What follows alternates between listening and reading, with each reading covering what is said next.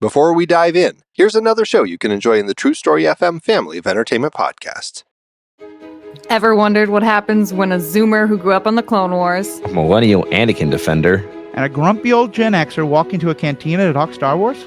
Then we've got the podcast for you. Star Wars Generations is a place for fans of all backgrounds to come together, talk about why we love the franchise, and what we can learn from each other. With so much new Star Wars content coming out, we take a deep dive into all of it. We talk stories and characters, what we learn about the Force and the Empire, Republics old and new, and how each story adds to the larger picture. Besides episode-by-episode coverage of the new shows, we've been going back to watch the movies in release order. We talk about Star Wars novels and video games, along with fan content and cosplay. And with each episode, we're just starting the conversation, and we hope you jump in. We'll read your feedback, answer your questions. We've even had full episodes dedicated to questions raised by listeners like you. You can find us under Star Wars Generations on your favorite podcast app, or by going to theethicalpanda.com. May the Force be with you. Now this is podcasting. Oh, there you are. I was hoping I'd cross paths with you today. I'd like to invite you to visit the Storywell. It's a place where storytellers of all stripes gather. From improv performers to authors, screenwriters to playwrights, we all tell stories. But we're not here to talk about craft. We're here to make something out of nothing. Each episode of the podcast, your host, that's me, sits down with a creative person, and based on a series of random prompts, we get elements that we make into a story. Will it be a noir novel about King Kong? Or a Broadway musical about JFK? Even we don't know. That's the fun part. But what do you get out of this, besides a good time with fun people? Simple. The idea is then yours. That's right. Whatever we come up with, we give it away for anyone to use however they'd like, no strings attached. It's like each episode comes with a free prize inside. The Storywell with Kyle Olson. We'll save you a seat at the table.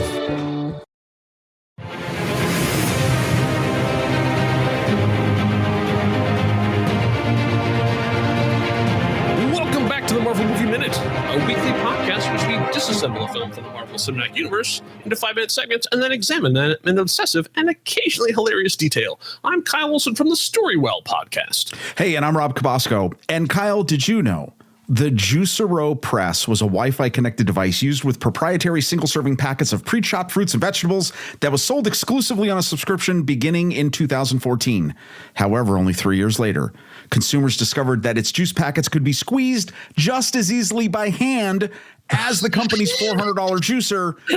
And only 3 years later, the company ceased operations after blowing through $120 million in startup capital. Wow. What do I have to say to this? What does this have to do with this episode of the Marvel Movie Minute?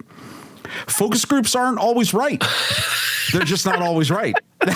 And sometimes it's better to do stuff by hand. Yeah, I mean, and that. I mean, it just, don't put all your money into focus groups. Just, that's all. All right. So can we talk? Today we'll be talking about a legend of comedy, worries about shooting your eye out, the fun side of sex addiction, and the dangers of getting too close to Jack Bauer. Well, let's get started with minute 11 of Iron Man 3 from 2013, directed by Shane Black, written by Shane Black and Drew Pearce. As we get to the end of our sort of talking heads sequence, we have first we see Bill Maher, who is an American comedian. And then we move on to... I mean, that is amazing. That's totally amazing. And we move on to one person who we really should be talking about more. Because people say that money is not the key to happiness. But I always figured if you have enough money, you can have a key made. That's one of the many, many funny things said by Joan Rivers. So, yay. Rivers, 54 acting credits on IMDb, but that's just the mere tip of the iceberg. Her 55-year career as a comedian. Nominated for Grammys, Tonys. She's in the Television Academy Hall of Fame and was listed as number 6 of the greatest stand-ups of all time by Rolling Stones. This, unfortunately, is her final film appearance. The downside is we don't get to choose how our careers begin or end. Yeah. So she unfortunately was more known as a reality TV star at this point, which is unfortunate because it sort of diminishes the sheer amount of glass ceiling breaking and trend setting that she did over the course of her career. If you were around, and I know a lot of you were not, in the 80s and 90s, she was a ubiquitous guest star. She was, hosted The Tonight Show. She had her own television show for a while. She was a stalwart of the stand-up scene, was an idol to all the people coming up, like was doing comedy as like her and Phyllis Diller were like the only ones out there out doing, the same shows as everybody else, like rubbing elbows with the Rat Pack and all of this stuff. It's just by the time you get to the language, she's sort of in the end doing all the reality TV stuff and Apprentice and stuff with her daughter and stuff too. You kind of like, oh, okay, well, that's just. But unfortunately, that's the thing that's heavily documented. All the other stuff, because she came up at a time that nothing and all that stuff was not recorded. It doesn't know all the thousands and thousands of sold out houses she did as a comedian and stuff too. But it cannot be understated. And go to the 70s, the 60s, and the 70s. Yeah. Joan Rivers was an icon of comedic performances. And notice I don't say female comedian. Right. No, comedic performances. Bottom line, she was absolutely amazing. She broke more rules and opportunities for women. The Sarah Silvermans of the world, Amy Schumers, all of them owe a debt of gratitude to what Joan Rivers accomplished. And I mean, I think there was one moment, like she's guest hosting The Tonight Show when Johnny Carson would be out. Mm-hmm. And folks, Johnny Carson was it. At the time this was happening, there was only The Tonight Show. Yeah, there your wasn't career was made or break. It was absolutely it. And I think they might have had, there was a falling out or something. I think she was in the talks of either taking over or doing something. And something obviously happened, as sometimes things do.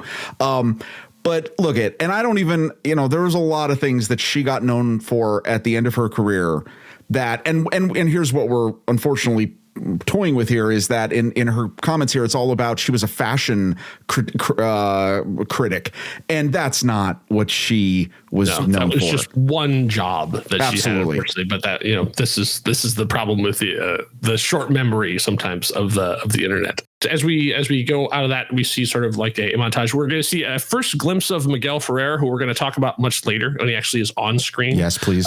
But yeah, that's definitely worthy of talking about. So as we come out of this sort of sequence of propaganda video to the Talking Heads commentary, then we meet up with, it's our old pals Rhodey and Tony. Yay. They are getting together to have a meal at the Neptune's Net. So the Neptune's Net was not actually a real thing. It was, it was a real place, but it wasn't called the Neptune's Net, and it wasn't in California. It actually was shot at the Dania Beach Bar and Grill in Florida. I think probably they did it at the same time as they shot the other Florida stuff as we'll see along with the falling out of planes and that kind of stuff. Unfortunately, the Dania Beach Bar and Grill is now out of business. Apparently they had some health code problems. Oh, I did not know that. Yeah, but the building is still there, so you can go by and see it. They actually had they built the whole Neptune's Net. When you see later on in this section of minutes, we'll see the big sign. They actually did build that. That the sign is gone, but the place is still there, and it is currently derelict as far as Google Maps. Oh wait, so now in my notes it says there is a real Neptune's Net. It's on the Pacific Coast Highway, and it's been in the Fast and the Furious and Point Break. Yes, but this is not it. This is not it. But this is made to model that. Okay, got it. Yes, got it. Okay, so yeah, we see another glowing endorsement from our friends at Bud Light. So what's becoming a trend here in Iron Man 3, another sponsor has a glowing logo at the back, as we see. We have a nice we have a nice little just casual conversation between two old pals as they're talking about, the state of geo world politics and superheroing. But this is honestly, there's so much time spent on like the superheroics and the stuff doing like, this is what we want to see. Right.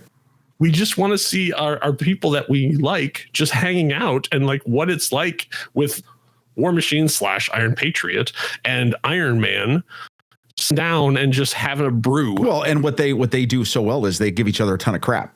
Right. So, I mean, it's them jostling each other and being really true friends. So, I mean, this is great. And that's where we get the test. Rhodey talks about, Iron Patriot tested well with focus groups. Yeah. Wrong focus groups, but whatever. So then Tony wants to sort of get the inside information because obviously Rhodey is still working for the government and says, so what's really going on with the Mandarin? So I think this is one of those things where Tony has been, well, not only saving the world, but wrapped up his own thing. As we saw from meanwhile, in the MCU that we did a couple of things back, a lot has happened over the course of this time. And so now I feel like Tony is now sort of catching up. As we've seen with this thing, apparently this Mandarin thing's a big deal, and so now Tony is sort of like, hey, so like, what's going on with that? As I saw your picture next to the guy who was in that propaganda video, so like, what's happening? But before they can really get into what is going on with it, they are interrupted by a boy and a girl. So these are credited as Neptune's Net Girl and Neptune's Net Boy. The boy is Noah Visconti. I actually could not find much about him online. This was his one and only film appearance that is credited. I think he's probably just going about his normal life. But the other one is Bronte D'Esposito. If you recognize that name, D'Esposito, because she is the daughter of Louis D'Esposito, who is, of course, the producer of this film and pretty much all of the MCU, and also the director of Item 47, which we talked about recently, among other things. As they're talking, two kids come up to ask for an autograph from Iron Man. So we see now that Tony Stark has taken his weird Rolling Stone as a weapons dealer fame, still something from Iron Man 2, and has now rolled it over into proper superhero fame. So now these kids are like excited about meeting Iron Man. Yeah, when these two kids come up, this is the chillest restaurant crowd in the history of chillest public crowds. Yeah, it's clear who he is. He saved the world from aliens, and everybody else is just like, hey, man, what's up? It's almost Christmas. Have a beer. Like, right. Yeah. Everybody's cool. Like, it's California. I think, honestly, it's just like, don't make a scene. Everybody's like, oh my God, sorry, don't be weird. No, don't be they're weird. used to this. Cruz is over in the corner. Nobody cares. Yeah, exactly. All right, that's true. But also, we saw at the end of Avengers that there was some of the media coverage. So we got to see a little bit. We saw the that's Stan Lee's cameos in there too, of like the response. So now we learned though that people know most of what really happened, because that a lot of things, it's like a lot of chaos and happening. Like they might not know what the actual events were as they transpired. They know aliens showed up, the Avengers fought them at the end, but the fact that they know that a nuclear weapon was launched and Iron Man caught it and went there. Does everyone know that the United States tried to nuke New York? Oh, I don't know. Oh, I don't know. The kid did a drawing of Iron Man holding a bomb flying into the thing. So they know that he caught a bomb and flew into space. We launched it for Iron Man to catch. Yeah. Yeah, that's easy. See, that's easy cover story. It begs the question though. Like, what does the American public know? Well, but wait, but now they're like a conspiracy theories going on about like, that's one of ours. Well, but you have the lead into this where the conversation is talking about when he's asking Rhodey, like, how many bombings, like, what's the whole story of this? And Rhodey tells him, well, there's been 9 bombings. The public only knows 3, so right there, clearly there are secrets. Clearly there is an obscuring of what is actually happening. Also, though, as anyone should know this, that's not a conversation to have in the middle of this place. No. What are you doing? These are government secrets. Rhodey, you're killing me. Neptune's net is not secure. Like, what is this? Anyway. As Tony is talking to these kids and signing autograph, he leans over to the boy and says, I loved you in A Christmas Story. Oh, that's horrible. Why is it horrible? No, it's mean because the kid, first of all, the kid doesn't know that reference. No. Right? And that's not great. That's again, this is Tony being here's the cycle. Bravado, recklessness, fear, repeat. Here it is again. Yeah. This is what he's doing. Honestly, I think that was a joke for Rhodey. I guess. Because Rhodey's the only one in that room or in that area who's going to get it. So what he's referencing, obviously, is the character played by Peter Billingsley in the movie A Christmas Story. But funny enough, Peter Billingsley was an executive producer on Iron Man, and he was the tech that Obadiah yelled at. He's in Iron Man? In the movie, and he will return. So it's just like a weird, conflagration of things. It's that same thing of like later on people were like, hey, wait a minute. If Peter Parker saw Empire Strikes Back, does that mean he also watched The Phantom Menace? And does he know who Mace Windu is? And does that mean that he goes, hey, you know what? Hold on. Nick Fury, you look a lot like Mace Windu. It just gets into this whole thing of just like with the president thing. What has happened? Like, what is the pop culture in the MCU as opposed to what our version is, like on whatever they call our Earth versus the Earth 99999? Well, no, okay. And by the way, good point. I mean, like, I still think that it just seems like it's a little insulting to the kid, but obviously I get the wink, wink, nudge, nudge. But there are still moments in this conversation. I don't know if this happens before. I think it's right around when they get interrupted. Well, yeah, because he makes the point about Rhodey obviously realizes he hasn't slept for 3 days. Yeah. And starts to get really worried about him. And he gets worried. And Tony, again, bravado, says, oh, well, something like, well, Einstein only slept 3 hours a year. It's like, no. Wait, do you realize why that's funny? Why? Einstein notoriously would sleep 10 hours a day and took naps all the time. Wow. So the total joke of that is, no, dude, you have it all You could not be wrong. more wrong. You could not be more wrong. You couldn't be more wrong. So that's actually funny. I'm not sure if that was intentional, but I think it was. So that's all wrong. And then, okay, one of the funnier moments of they basically are calling each other dicks. I could say that. Yeah, my friend Richard here. Richard. But I love the whole dick. Tator. That is Good save. Good save. That's like an uncle move right there. It's like, pretty the great. kids just walked into the room. That was pretty great. I like that. And then another line that hits a little differently this time is Rhodey says, the Pentagon is scared after New York. Aliens? Come on. So here's the thing. As of Secret Invasion, we find out that Rhodey was replaced by a Skrull. Oh, no. And they still haven't told us when. Oh, no. So, because by the rules of Secret Invasion, the aliens have been on Earth since the 90s. The Skrulls have been here taking people's places along the way. So this could be Skrull Rhodey. No, it's not until after he gets his spine broken. We don't know that. No, come on, man. Honestly, if they had given us any even vague timeline in Secret Invasion of when the switch happened, Civil War, that would be great. If they had said, if there had been any allusion to when it happened, I would be a happy man. But now I have to be on the show and going, is this really Rhodey or is this Skrull Rhodey? No. It's not. I'm voting for it's not. It's real Rhodey. Secret Invasion, you are the worst. Yeah, that's not great. It's real Rhodey. Speaking of conversations no one wants to have, the boy leans over and whispers to Tony, how did you get out of the wormhole? Oh, spooky. And that, unfortunately, sets Tony off. That is what we would call a trigger event. So he then starts all of a sudden having what we will learn in the next minute is a panic attack. And scribbling over the kid's wonderful drawing. And then starts to like, I got to get out of here. I got to get out of here as fast as I can. And so as minute 12 comes to an end, he is running over to a thing, and he runs out of the place and we see the Iron Man suit is just standing there.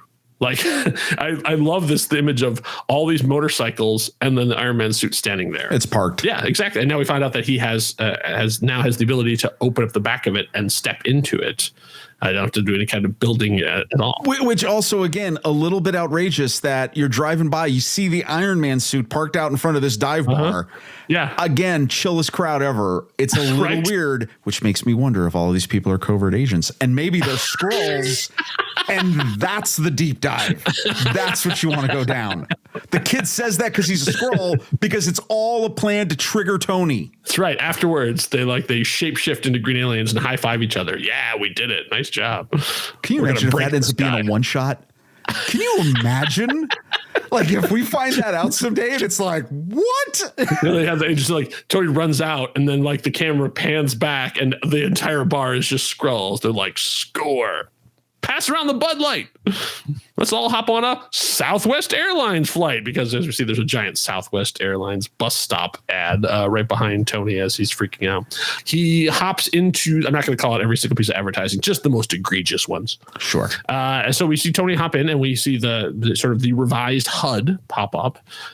We see it says analysis in progress. We see magnetic resonance imaging. So he's running a little MRI on himself. And we also see in the corner toxicology screening. Yes. So a little bit of calling a little bit back to Iron Man 2, but also has now built into the suit a bunch of biotech scanning type things to basically keep an eye on what's going on in his body. So he has Jarvis do a full sort of quick diagnostic of his actual physical form while he's in this metal suit.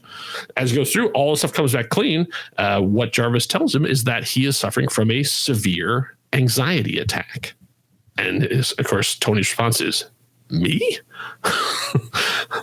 So it's interesting that this is the first time that he has sort of put that together, or that Jarvis has been upfront with him about. It's like, this seems to be new information for him. It's okay. So a couple things. One, he is, and he even thinks he might have been poisoned. So that's also the toxology. Like, he's worried. He knows that he is a target. Yes. So there's all that being a part of this. I still think it is just completely interesting. You have all these people, and he goes to the suit that is literally parked right out in the front. Yeah. Interesting note though. This whole scene specifically references anxiety attack. You even see it on the screen. Mm-hmm. And traditionally, anxiety and panic attacks are used interchangeably. They are seen as a little different though, from a clinical perspective.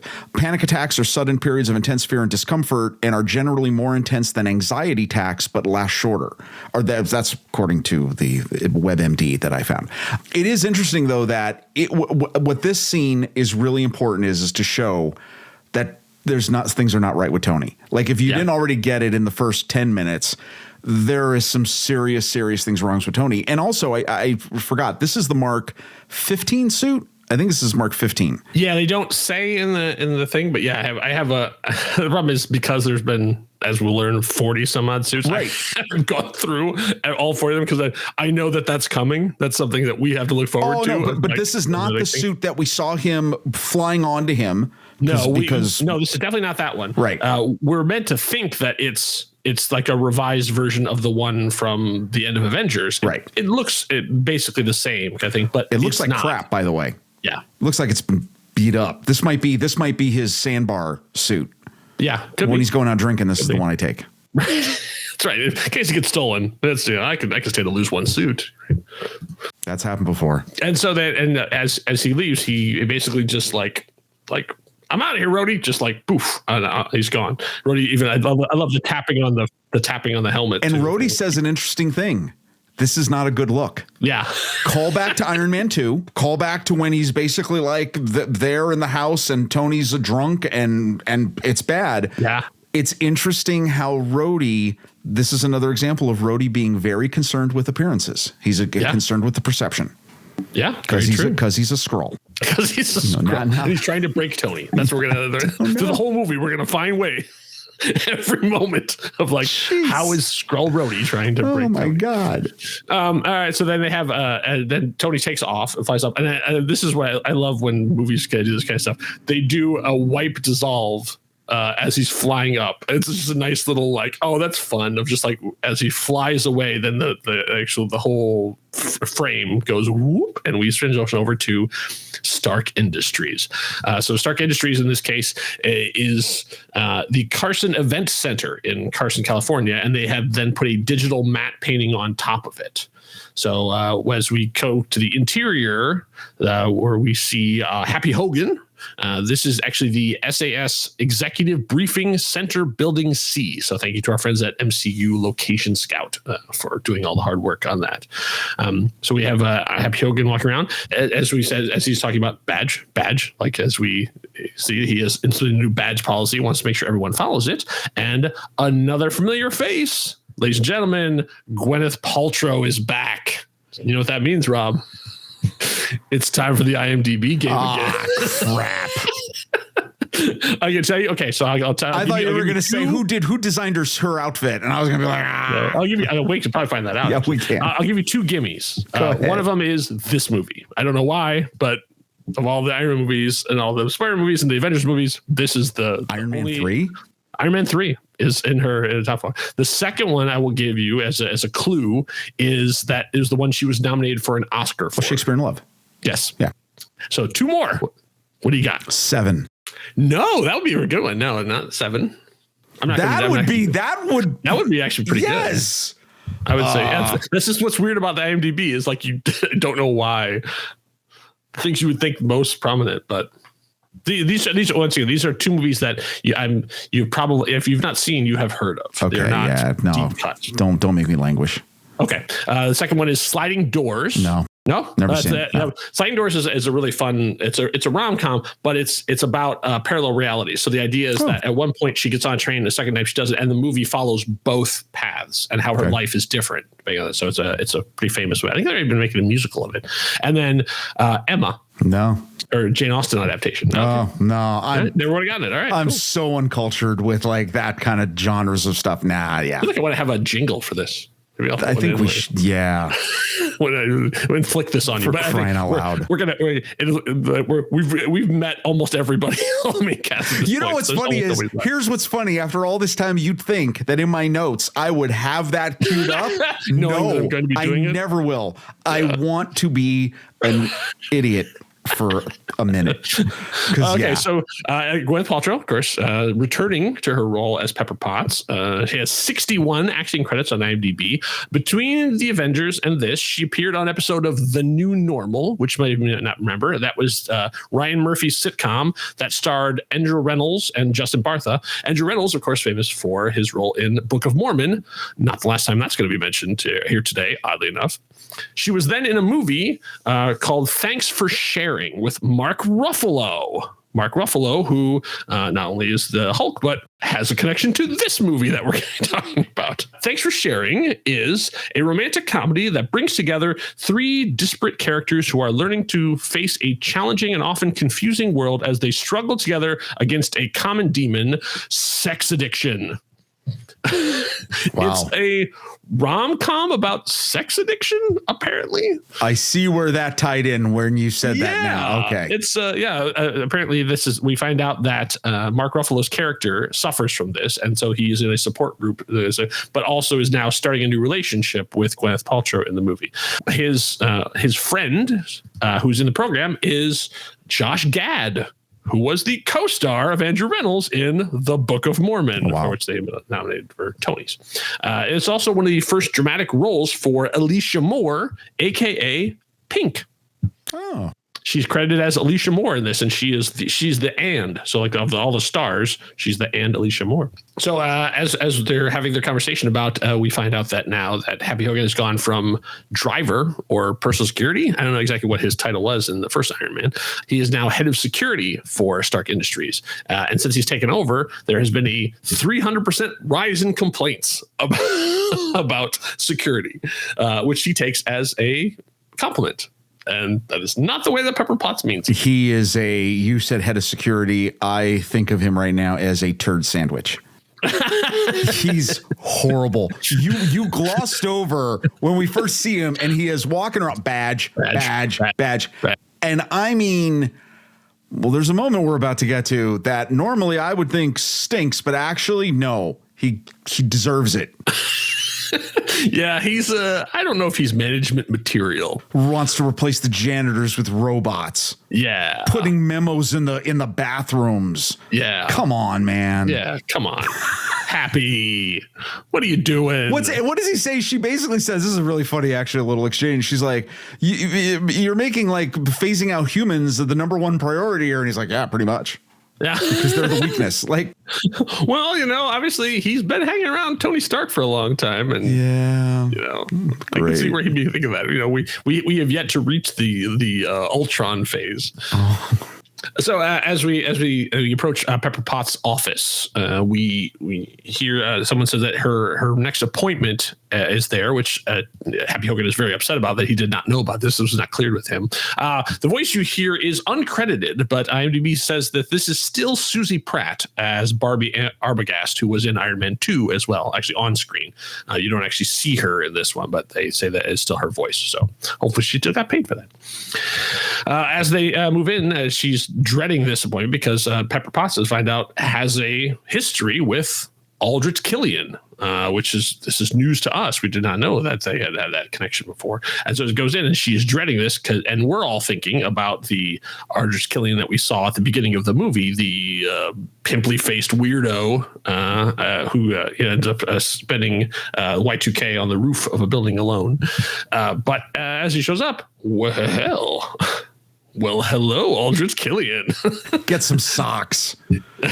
Come on, man. It's California. I know. Come on. He's got like some insane suit, and it's just looking very slick, very handsome. Like, hey, how you doing? Yeah, indeed.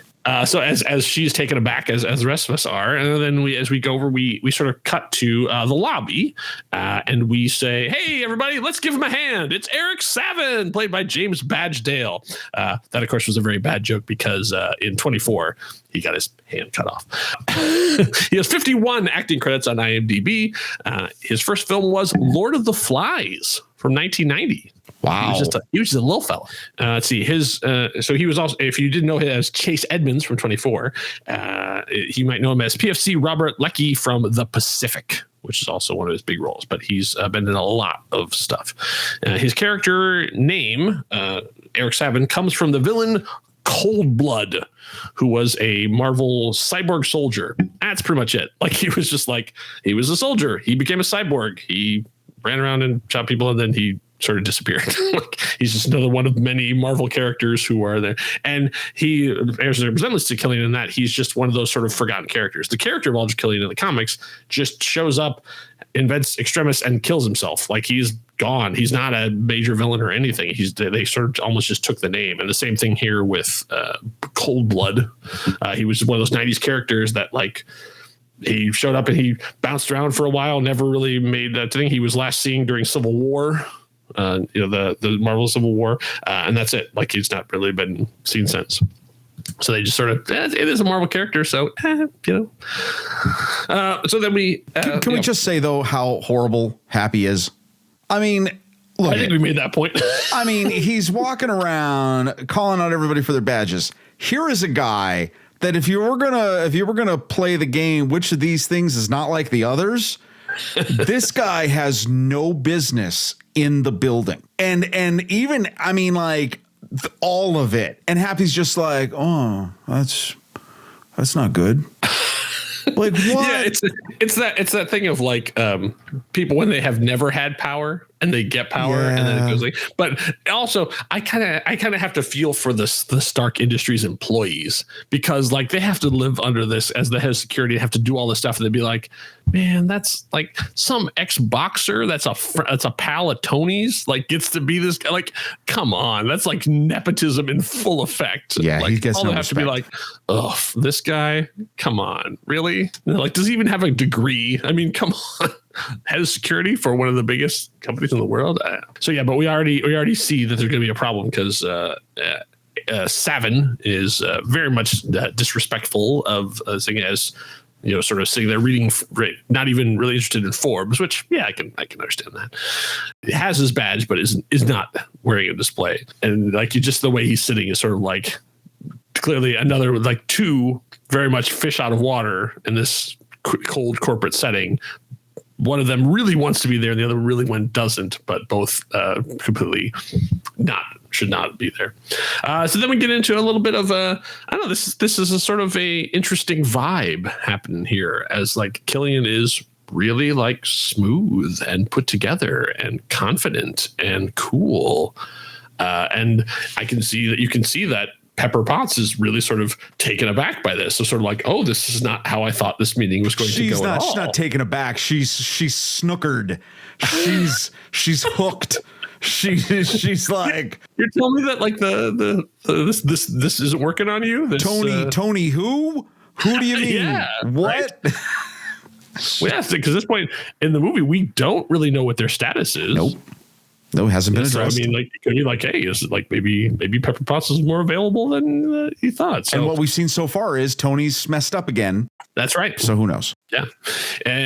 So then we have Killian is doing this product demo. So he takes out these little marble things and then rolls them out. And I gotta say, this is a pretty slick presentation. Oh, unbelievable. You know, taking out the 3 marbles and throwing them on, and then like they are somehow connected to each other, so they get into a point where they can do a 3-point. Did you not have hologram display? Did you just not have a flashback to Black Panther? This is like the Wakandan technology. Yeah.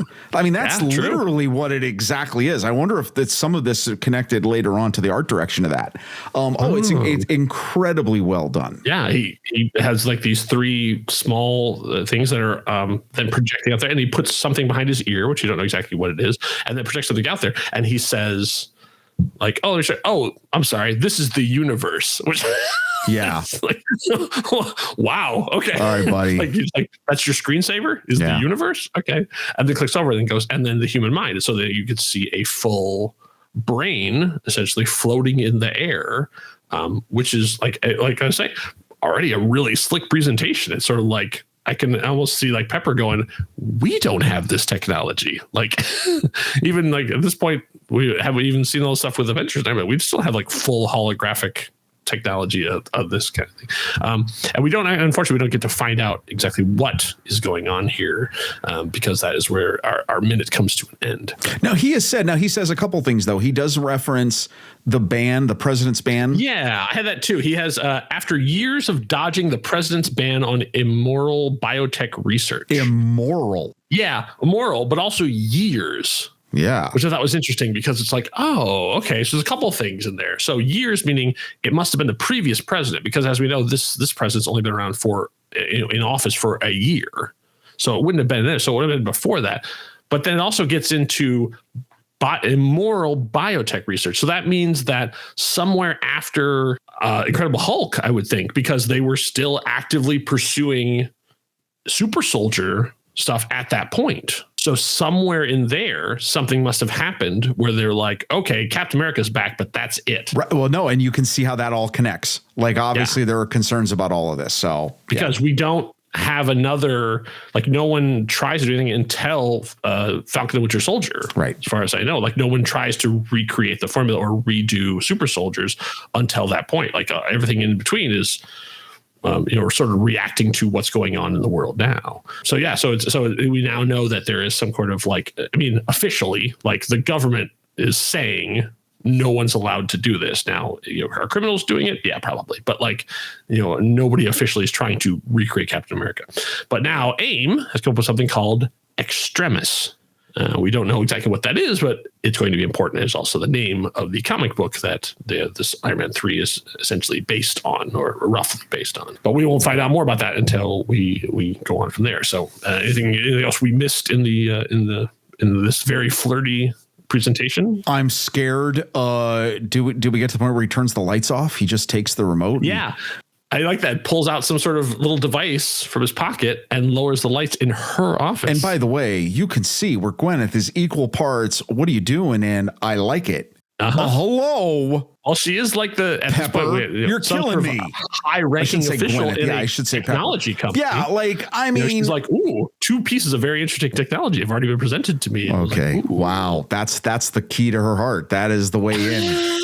Well, look who she's been involved with. Boy, she's got a type. All right. All right. This is true. All right. So then we've come to the end of our time here at minute 15.